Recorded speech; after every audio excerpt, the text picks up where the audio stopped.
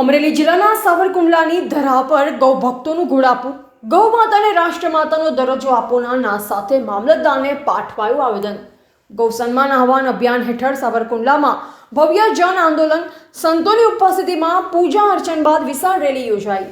ગૌ હત્યા મુક્ત ભારત અને અલગ ગૌ સેવા મંત્રાલયની માંગ સાથે ગુજરાતના 267 તાલુકાઓ પૈકી સાવરકુંડલામાં હજારો ગૌ પ્રેમીએ બુલંદ અવાજે સમર્થન જાહેર કર્યું। સાવરકુંડલાની પવિત્ર ધરા પર ગૌમાતા રાષ્ટ્રનો આધાર, ગૌમાતા સંસ્કૃતિની ઓળખના ગુંજતા સૂત્ર સાથે ગૌ સન્માન આહવાન અભિયાનનો ભવ્ય પ્રારંભ થયો। ગૌમાતાને રાષ્ટ્ર સ્તરીય સન્માન અને સુરક્ષા મળે તેવા ઉમદા હેતુથી સમગ્ર ભારત વર્ષમાં છેડાયેલ આ ઐતિહાસિક જન આંદોલને આજે સાવરકુંડલામાં વિરાટ સ્વરૂપ ધારણ કર્યું। સાવરકુંડલામાં ગૌ ભક્તોનો પ્રચંડ હુંકાર, ગૌમાતાને રાષ્ટ્રમાતાનો દરજ્જો અપાવવા ભારત વર્ષમાં અભિયાન ચાલુ છે। મામલતદારને પ્રાર્થના પત્ર પાઠવી 5733 તાલુકાઓના જન આંદોલનમાં સાવરકુંડલાની જનતા જોડાઈ। ગુજરાતના 267 તાલુકાઓ સાથે અમરેલી જિલ્લાના ગૌરક્ષકો મેદાને। ગૌ સેવા મંત્રાલયની માંગ સાથે ભારત વર્ષમાં અભિયાન ચાલુ છે। રાષ્ટ્રના આધારે ગૌમાતાને બંધારણીય સન્માન અપાવવા કરોડો ગૌપ્રેમીએ મિસકોલ દ્વારા નોંધાવ્યું સમર્થન। ઇતિહાસના સૌથી મોટા ગૌ આંદોલનનો સાવરકુંડલામાં શંખનાદ। રાષ્ટ્રના ખૂણે ખૂણે અત્યારે ભારત વર્ષમાં અભિયાન ચાલુ છે। રિપોર્ટર કિશોરભાઈ ખુમાન, સાવરકુંડલા। મારું નામ ભાવિન ગોરડિયા છે। આ સર્વે અમારા ગ્રુપ મેમ્બર છે। અમે એક ગાયો માટે એક સેવા કરીએ છીએ। જે અત્યારે જે અભિયાન ચાલે છે એ ગૌ માતા રાષ્ટ્રમાતા બનાવવાનું અભિયાન ચાલે છે। અત્યાર સુધીમાં અમે 6400 જેટલા તાલુકામાં અને જિલ્લામાં આવેદનપત્ર આપેલું છે। અત્યારે ગૌ માતાની પરિસ્થિતિ બહુ કપરી છે। જે અત્યારે હેરાન થાય છે, કતલખાને જાય છે, પ્લાસ્ટિક ખાય છે। એની માટેનો કોઈ કડક નિયમ આવે તે માટે અમે એક મામલતદાર સાહેબને આવેદનપત્ર આપેલ છે। જેના નિયમ કડક થાય તેની અમે સાહેબશ્રીને અમે અપીલ કરીએ છીએ કે આ ગૌ માતા માટે નિયમ કડક થાય। આ કાર્યક્રમ સર્વ साधु संतों द्वारा करवामा आवेलो छे। मेरा नाम तो आशीष भदौरिया है और ये हमारे साथी हैं मनीष तिवारी जी हैं। हम लोग वृंदावन से साधुओं के आज्ञा के द्वारा यहाँ आए हुए हैं।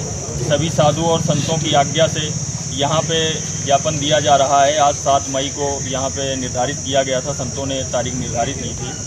समस्त भारत में करीब 5700 कुछ तहसीलें हैं, जिनमें एक साथ 27 अप्रैल को एक ही समय पे ज्ञापन दिया गया है। उस ज्ञापन के माध्यम से सरकार को प्रार्थना की जा रही है, सभी संतों का विचार है और कि माननीय मुख्यमंत्री जी को, माननीय प्रधानमंत्री जी को, माननीय राष्ट्रपति जी को, माननीय राज्यपाल जी को तहसीलदार जी के द्वारा माध्यम से गांव के और शहर के जितने भी लोग हैं सबके हस्ताक्षरों को द्वारा वहाँ पे सारे माननीय मुख्यमंत्री जी, माननीय प्रधानमंत्री जी, माननीय राष्ट्रपति जी, माननीय राज्यपाल जी को यह दर्शाया गया है कि जो है कितनी संख्या में लोग चाहते हैं गौ माता को राष्ट्र माता बनाया जाए, जिससे वो रोड पर ना घूमें, पन्नी ना खाएं। उनके लिए कत्लखाने जो चल रहे हैं सरकारी और गैर सरकारी वो बंद किए जाएं। पूर्ण रूपेण ऐसे नियम बनाए जाएं कि अगर गौ माता के लिए कोई गलत कार्य करता है तो उसे मृत्यु दंड के समान जो है नियम बनाने चाहिए और ऐसी कड़ी सज़ा देनी चाहिए कि भूल कर भी कोई दोबारा ऐसे कोई गलत काम गौ माता के लिए ना करे।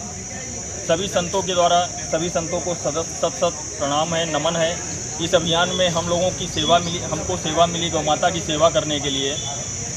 जय गौ माता। जय गौ माता। 7 तारीख જ્યારે સાવરકુંડલા તાલુકામાં એક ગૌ સંવર્ધન, ગૌ રક્ષા કે લીએ માટે જે કાંઈ અભિયાન રાખવામાં આવ્યું છે, આજ મામલતદાર કચેરીની અંદર આવેદનપત્ર પણ આપ્યું છે। હું મહામંડલેશ્વર મસ્તરામ બાપુ બોલું છું અને કાયમને માટે રાષ્ટ્રપતિ સુધી, વડાપ્રધાન, મુખ્યમંત્રી સુધી આ અહેવાલ પહોંચે એવી મારી પ્રાર્થના છે। અને ગૌ સંવર્ધન, ગૌ રક્ષા આજે 39 પ્રજાતિઓમાંથી 3 પ્રજાતિ બિલકુલ લુપ્ત થઈ ગઈ છે। જ્યાં સુધી ગાયો આ પૃથ્વી ઉપર નહીં હોય ત્યાં માણસનું જીવન અસ્તવ્યસ્ત હશે, એનું શરીર સારું નહીં રહે। એટલા માટે એની રક્ષા કરવી અને એનો વિકાસ કરવો, એટલા માટે સરકાર એનો ન્યાય આપે એવી મારી કરવત પ્રાર્થના છે. અસ્તુ.